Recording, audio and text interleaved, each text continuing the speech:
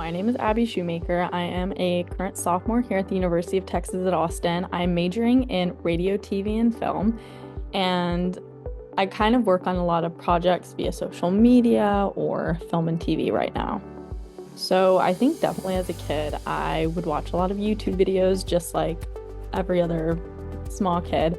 And I think that was one of the biggest things that really pushed me to go into film. I think some of my biggest accomplishments that I'm proud of for having done since MACA are working for some of my favorite brands like Disney, Disney Plus, Stanley, Poppy, Neutrogena, just to name a few.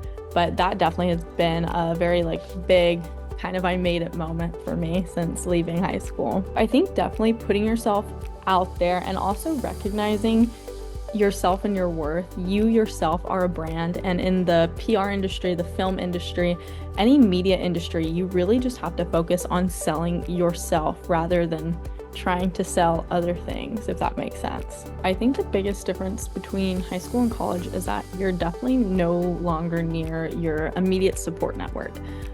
It definitely has been challenging to move to a brand new place where you don't have any family, any friends, and you just have to navigate building your own community. So I'd say that has been one of the biggest differences.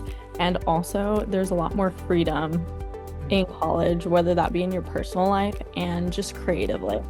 I think it goes back to what we were talking about at the beginning of the interview when you said it's crazy how people like us from the Valley can go out and do these things. And to me, that's what inspires me every day, just to wake up and know that I'm living someone else's dream, one of my classmates' dreams. That's what I'm living. And so I feel like I owe it to myself, I owe it to my community, and I owe it to my friends who are in the Valley to go and do what I know I'm meant to do.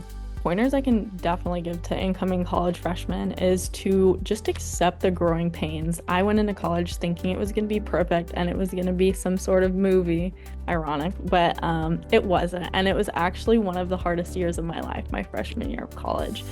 And it's okay. That's not a bad thing. Your world is just completely flipped upside down. Like I was saying, you're ripped away from everything you know. And it sounds like a terrible, scary thing, but it's a good thing. And I guess my biggest piece of advice is to just grow with your circumstances and always be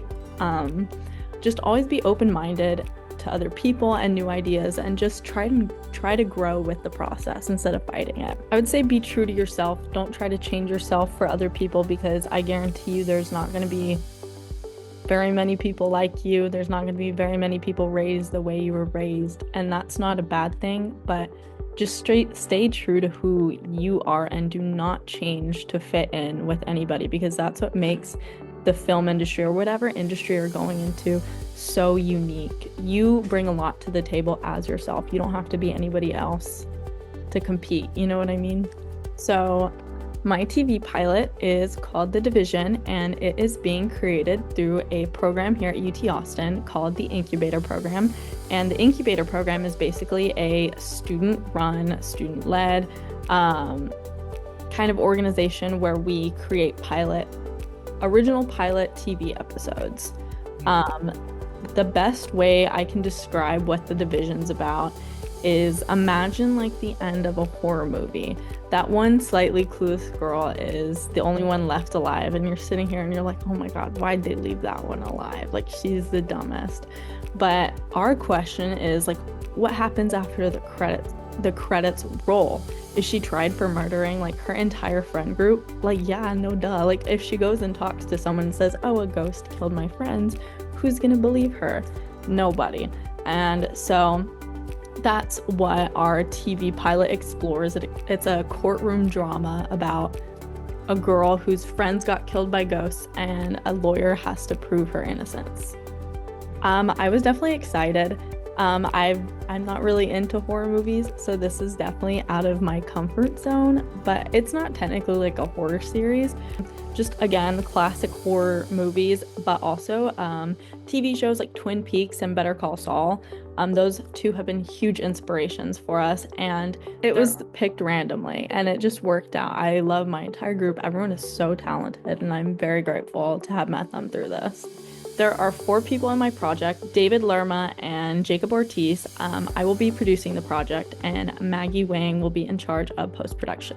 It will be premiering at the Austin TV Festival in late May. There isn't a firm date yet, but once I get that, I will be sure to send it to you guys. And then I'm also trying to work on getting it somehow premiered in Harlingen for people who may not be able to travel to Austin.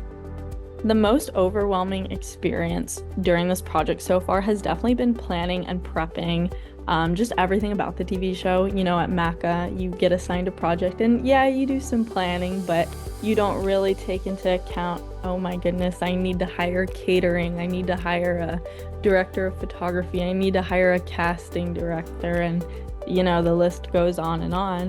And just having to deal with that has been just overwhelming, but also in a good way, because it's really good to learn these different aspects. And especially as my role as producer, that's kind of what I do. I have to make sure the ship sails, as you say.